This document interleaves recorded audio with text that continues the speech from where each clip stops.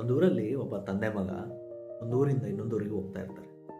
ಹೋಗುವಾಗ ಅವರಿಗೆ ಬಾಯಾರಿಕೆ ಆಗುತ್ತೆ. ಅವಾಗ ಮಗ ಹೇಳ್ತಾನೆ, ಅಪ್ಪ ಅಪ್ಪ ಬಾಯಾರಿಕೆ ಆಗಿದೆ, ನೀರು ಬೇಕು ಅಂತೇಳಿ.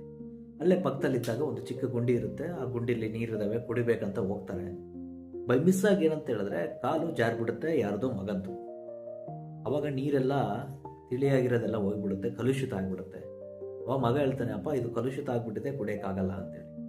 ತಂದೆ ಹೇಳ್ತಾನೆ, ಸ್ವಲ್ಪ ಹೊತ್ತು ಟೈಮ್ ಕೊಡು ಮಗನೇ, ಕಲುಷಿತ ಏನಾಗಿದೆಯಲ್ಲ ಅದೆಲ್ಲ ತಿಳಿಯಾಗುತ್ತೆ, ಅವಾಗ ಕುಡಿಬೋದು ಅಂತೇಳಿ. ಅದಾದಮೇಲೆ ಸ್ವಲ್ಪ ಹೊತ್ತು ಬಿಟ್ಟ ಮೇಲೆ ತಿಳಿಯೆಲ್ಲ ಆಗುತ್ತೆ, ಮಣ್ಣೆಲ್ಲ ಕೆಳಗಡೆ ಹೋಗುತ್ತೆ, ಮೇಲೆ ಎಲ್ಲ ಫುಲ್ ಫಿಲ್ಟರ್ ನೀರು ಬರುತ್ತೆ. ಫಿಲ್ಟರ್ ಬಂದಮೇಲೆ ಅವಾಗ ಕುಡಿತಾರೆ. ಹಾಗೆ ನಿಮ್ಮ ಜೀವನದಲ್ಲಿ ಏನಂತ ವರ್ಕ್ ಟೆನ್ಷನ್ ಆಗಿರ್ಬೋದು, ಫ್ಯಾಮಿಲಿ ಪ್ರಾಬ್ಲಮ್ಸ್ ಆಗಿರ್ಬೋದು, ಇವೆಲ್ಲ ಇಟ್ಕೊಂಡ್ಬಿಟ್ಟು ಏನಂದರೆ ನಾವು ಯಾರು ಪ್ರೀತಿಸ್ತಾ ಇರ್ತೀವಲ್ಲ ಅವ್ರ ಮೇಲೆ ಜಗಳ ಮಾಡ್ತೀವಿ. ಯಾವುದೋ ಒಂದು ಕಾರಣಕ್ಕೆ, ಯಾವುದೋ ಒಂದು ಪರ್ಸನಲ್ ಪ್ರಾಬ್ಲಮಿಂದ. ಯಾಕಂದ್ರೆ ನಾವು ಡಿಸ್ಟರ್ಬ್ ಆಗಿರ್ತೀವಲ್ಲ ಬೇರೆ ಬೇರೆ ಎಲ್ಲ ಯೋಚನೆಗಳಿಂದ. ಆ ಡಿಸ್ಟರ್ಬ್ ನಾವು ಬೇರೆಯವ್ರ ಮೇಲೆ ತೀರ್ಸ್ಕೊಳಕ್ಕಾಗಲ್ಲ, ಅದಕ್ಕಾಗಿ ನಾವು ಮನೆಯವ್ರ ಮೇಲೆ ತೀರ್ಸ್ಕೊಂತೀವಿ. ಸ್ವಲ್ಪ ಹೊತ್ತು ಬಿಟ್ಟ ಮೇಲೆ ಗೊತ್ತಾಗುತ್ತೋ, ಅಯ್ಯೋ ನಾನು ಈ ಥರ ಬಿಹೇವ್ ಮಾಡಿದೆ ಅಂತೇಳಿ.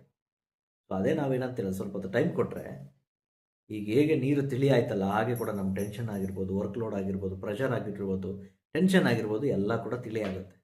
ಅವಾಗ ಆರಾಮಾಗಿರ್ಬೋದು, ಸಂಬಂಧಗಳು ಕೂಡ ಚೆನ್ನಾಗಿರುತ್ತೆ. ಡಿಸ್ಟರ್ಬ್ ಆದಾಗ ಇನ್ಮೇಲೆ ಸ್ವಲ್ಪ ಟೈಮ್ ಕೊಡೋಣ.